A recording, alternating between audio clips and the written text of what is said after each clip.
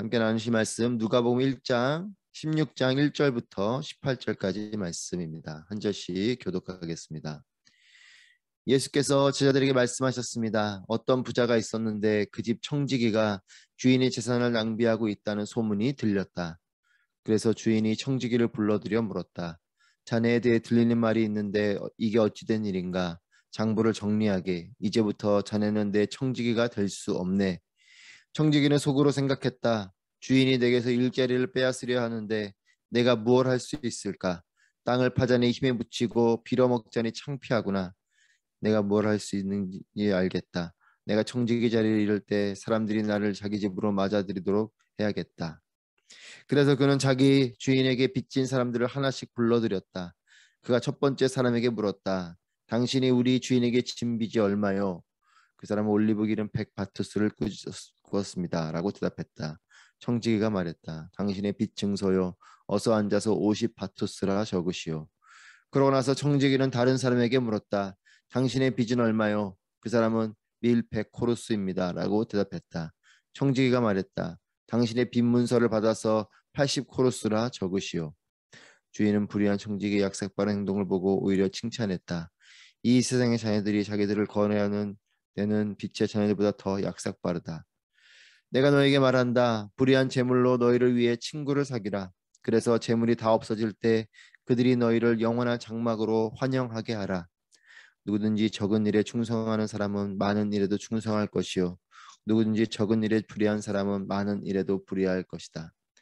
그러니 불의한 재물을 다루는데 충실하지 못했다면 누가 참된 재물을 너에게 맡기겠느냐? 또 너희가 남의 재산을 다스리는데 충실하지 못했다면 누가 너에게 너희 몫의 재산을 주겠느냐?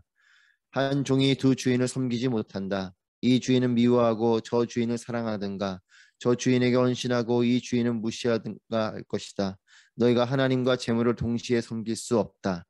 돈을 좋아하는 바리새파 사람들이 이 모든 것을 듣고 예수를 비웃었습니다. 예수께서 그들에게 말씀하셨습니다. 너희가 사람의 눈앞에서 스스로 의롭다고 하지만 하나님은 너희 마음을 다 아신다. 사람들 중에 높임을 받은 것은 하나님 앞에 미움을 받는 것이다. 율법과 예언자들의 시대는 요한의 때까지다. 그 후부터는 하나님 나라의 복음이 전파되며 모든 사람이 그 나라 안으로 침략해 들어가고 있다. 하늘과 땅이 사라지는 것이 율법에서 한 획이 떨어져 나가는 것보다 쉽다. 누구든지 남자가 자기 아내와 이혼하고 다른 여자와 결혼하면 간음하는 것이다. 그리고 이혼한 여자와 결혼한 남자도 간음하는 것이다. 아멘.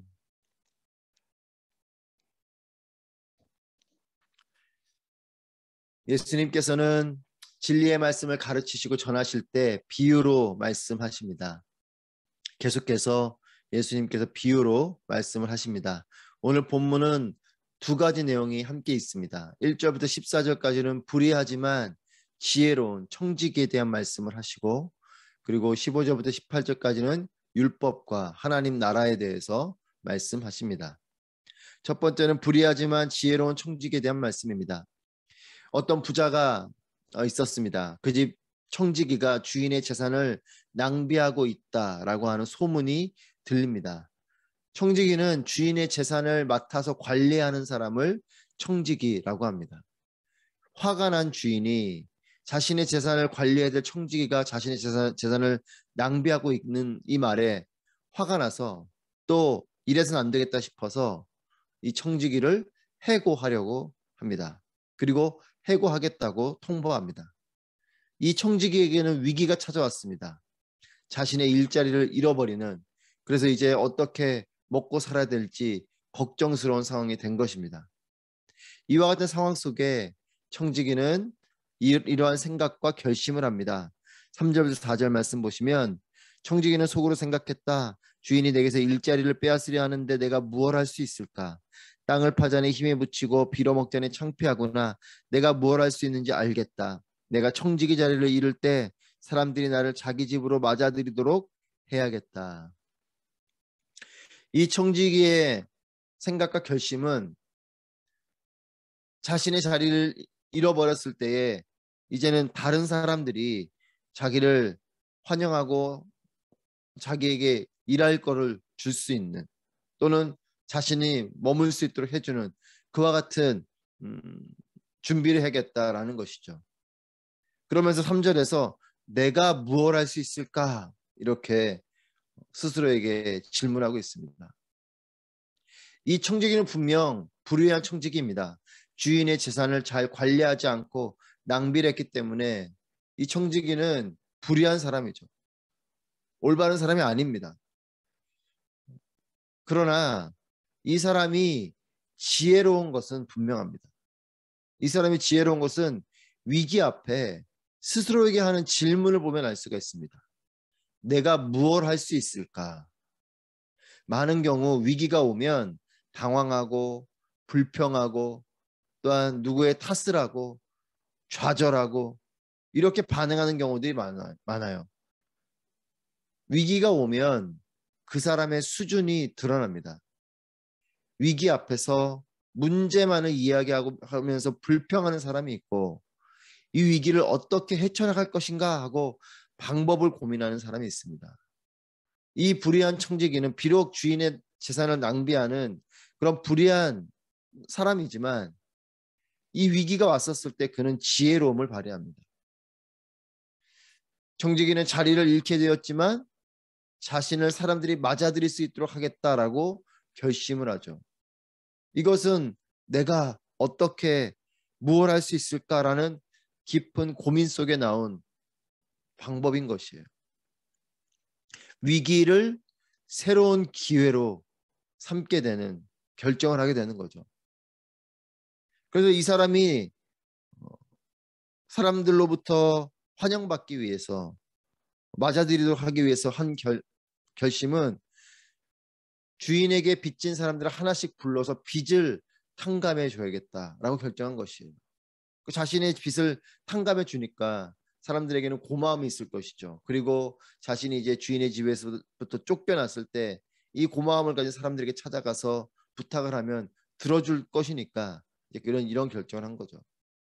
그래서 이 청지기의 행동을 보면 이제 사람들에게 묻는 거죠. 그랬을 때 빚을 탕감해 줍니다. 올리브기는 100바투스를 빌린 사람에게는 50바투스라고 적으라고 50 정도를 감해 주는 거죠. 그리고 밀 100코루스를 빚진 사람에게는 80코루스라고 적으면서 20코루스를 감해 주고 물론 이제 주인의 것이지만 아마도 이 당시에 청지기가 그 재산을 관리해 주면서 어느 정도의 또한 보수를 받겠죠. 그러니까 그와 같은 정도의 금액들을 자신이 감해 주는 겁니다. 이 청지기의 행동에 대해서 예수님이 이렇게 말씀하십니다. 8절 말씀에 주인은 불의한 청지기의 약삭빠른 행동을 보고 오히려 칭찬했다. 이 세상의 자녀들이 자기들끼리 거래하는 데는 빛의 자녀들보다 더 약삭빠르다. 예수님께서 이 행동에 대해서 약삭빠른 행동이다라고 말씀합니다. 그러면서 이 주인은 이 행동을 오히려 칭찬했다라고 말씀합니다. 비록 불의한 자이고 위기 앞에 약삭빠른 행동을 하지만 이것이 주인이 보기에는 놀라운 처세술로 인식이 된 거죠. 9절 10절 말씀에 예수님께서 이 비유를 말씀하시는 것은 세상 가운데서 지혜를 발휘하라 라는 말씀으로 이 비유를 말씀하셨습니다. 불법을 행하라는 것이 아닙니다. 불의함을 하라는 것도 아닙니다. 그러나 그리스도인들이 세상 속에서 어리석은 자가 되지 말고 지혜로움과 성실함을 가지고 살아가라는 그런 뜻으로 이 말씀을 하시는 것이죠.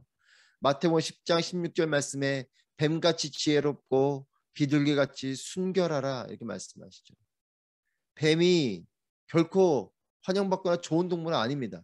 하지만 뱀이 가지고 있는 지혜와 같이 너희도 세상 가운데 지혜롭게 나아가라라는 것이죠. 그래서 이 청지기의 비유도 세상 사람들은 이와 같이 자기들끼리 거래하는 데는 너희와 같은 빛의 자녀보다 더 약삭빠르고 더 지혜롭게 처세술을 가지고 한다라는 것이죠. 이와 같이 너희도 그런 지혜를 가지고 이 땅 가운데 살아가라라는 겁니다. 여러분 지혜를 구하십시오. 불법과 불의를 말하는 것은 아니지만 세상 가운데서 지혜롭게 살아가는, 또한 지혜롭게 모든 것들을 감당하는, 그래야 됩니다. 그리고 지혜와 함께 또 성실하셔야 됩니다. 지혜만 있고 성실하지 않으면 이거 요령을 피우는 사람이 되는 거죠. 지혜로움과 함께 성실함이 있어야 돼요. 성실하게 모든 일들을 감당하되 그냥 아무런 지혜도 없이 막무가내로 그 일을 성실하게 하는 것이 아니라 지혜롭게, 그리고 성실하게. 그래서 지혜와 성실이 함께 있을 때 세상 가운데서 영향력을 갖게 되는 것입니다. 그리스도인들이 세상 가운데서 교회만 열심히 다닌다고 영향력을 갖는 것이 아니라 세상 가운데서 살아가는 그런 삶의 모습 속에, 또 삶의 어떤 결과들과 과정들 속에 사람들로부터 영향력을 줄 수 있는 그런 사람이 되어야 되는 겁니다. 그러면서 예수님께서 제자들에게 재물에 대한 가르침을 주십니다. 11, 12절 말씀에 그러니 불의한 재물을 다루는데 충실하지 못했다면 누가 참된 재물을 너에게 맡기겠느냐? 또 너희가 남의 재산을 다루는데 충실하지 못했다면 누가 너에게 너희 몫의 재산을 주겠느냐? 맡겨진 재물에 대한 충성과 성실에 대해서 말씀합니다. 한 가지만 있어서는 안 됩니다. 충성과 성실이 모두 있어야 돼요. 그래서 너희들이 충성되고 성실해야 된다라는 말씀을 하시면서 13절에 우선순위에 대해서 말씀하십시오. 한 종이 두 주인을 섬기지 못한다. 이 주인은 미워하고 저 주인을 사랑하든가 저 주인에게 헌신하고 이 주인은 무시하든가 할 것이다. 너희가 하나님과 재물을 동시에 섬길 수 없다.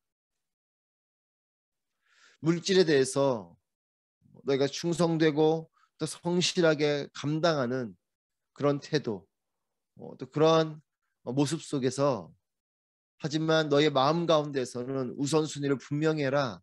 하나님과 재물을 동시에 섬길 수 없다.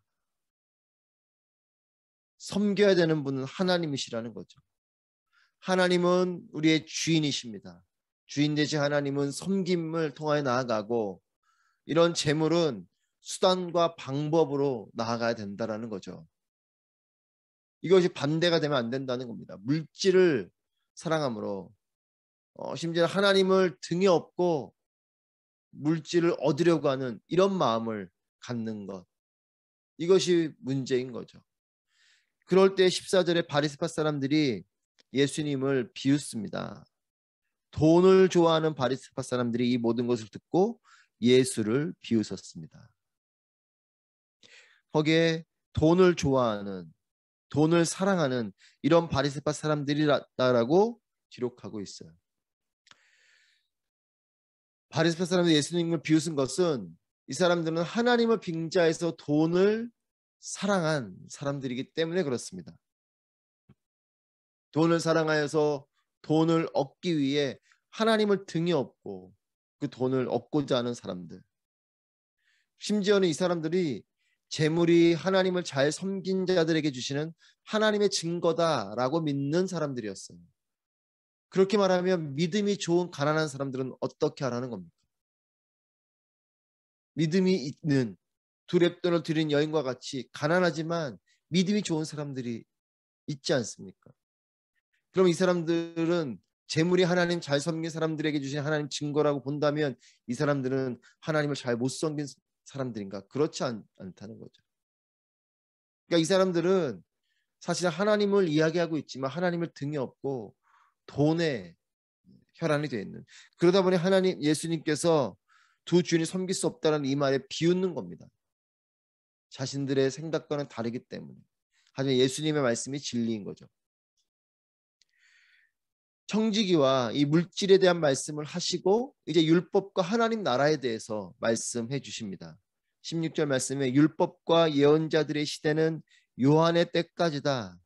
그 후부터는 하나님 나라의 복음이 전파되며 모든 사람이 그 나라 안으로 침략해 들어가고 있다. 율법, 즉 예언자들을 통해 주신 구약의 율법은 세례 요한 때까지, 즉 예수님이 오실 때까지며 이것은 폐기되는 것이 아니라 율법과 예언자들에게 주신 이 구약의 율법은 폐기되는 것이 아니라 예수님 오신 이후 하나님 나라의 복음을 통해서 완성된다라는 말씀입니다. 마태복음 5장 17절 말씀에 예수님께서 이렇게 말씀하시죠. 내가 율법이나 선지자를 폐하러 온 줄로 생각하지 말라. 폐하러 온 것이 아니요 완전하게 하려 함이라. 율법이나 선지자들을 폐하는 것이 아니라 그것을 완전하게 하러 오셨다. 즉 하나님 나라의 복음이 예수님 이후에 펼쳐질 때에 이것을 통해서 과거의 율법이나 예언자들을 통해 주신 이 구약이 폐하해지는 것이 아니고 이걸 통해 완성된다라는 것이에요. 하나님 나라의 복음이 율법 이후에 전파되지만 율법은 여전히 중요하다라는 것을 예수님께서 강조하시는 것이죠. 그래서 17절 말씀에 하늘과 땅이 사라지는 것이 율법에서 한 획이 떨어져 나가는 것보다 쉽다 이렇게 말씀합니다. 여러분 하늘과 땅이 사라지는 것은 참으로 어려운 일이죠. 이것은 놀라운 일이요. 이것은 우리의 힘으로 불가능한 일입니다. 근데 이와 같은 일이 율법에서 율법의 한 획이 떨어져 나가는 것보다는 쉽다라는 것이에요. 그것은 무엇입니까? 율법이 한 획이라도 떨어지지 아니하는 그런 변함이 없는 말씀이다. 변함이 없는 권위가 있다라는 것입니다. 율법의 무게입니다. 하나님 말씀은 언제나 오늘이나 영원히 변함이 없으시고 그 권위가 사라지지 않는다라는 것입니다. 그리고 율법이 중요하다라고 강조하시는 것입니다.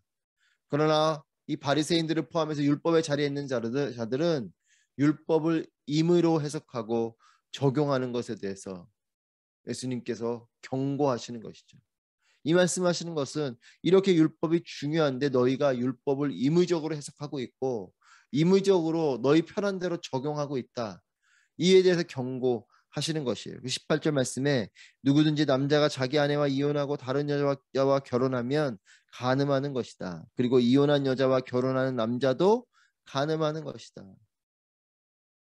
당시의 유대인들은 많은 율법을 곡해, 즉 잘못 해석하고 잘못 적용하고 있었습니다. 그중 대표적인 것이 이혼에 대한 것이었어요. 그래서 예수님이 이혼에 대한 말씀을 하는 겁니다. 너희가 이혼에 대해서 잘못 적용하고 있는데 남자가 자기 아내와 이혼하고 다른 여자와 결혼하면 간음하는 것이고 이혼한 여자와 결혼한 남자도 간음하는 것이다 라고 이혼에 대한 말씀을 예수님께서 하십니다. 왜냐하면 원래 율법에 따르면 이들이 율법에 대해서 율법을 가르치는 자들이기 때문에 율법에 대해서 정확하게 알고 정확하게 적용하고 정확하게 가르쳐야 되는데 그렇지 않았던 거죠. 이혼을 예로 들어볼 때 원래 율법에 따르면 아내가 수치가 되는 일이 있으면 또 그것이 법적인 증거를 갖게 되면 그때서야 비로소 이혼이 가능했던 것이에요. 이혼 증서를 써주는 것은 그냥 함부로 내가 이혼하고 싶다고 또 내 마음에 안 든다고 써주는 것이 아닙니다. 아내가 수치가 되는 일, 뭐 대표적인 게 성적인 범죄를 하는 거겠죠.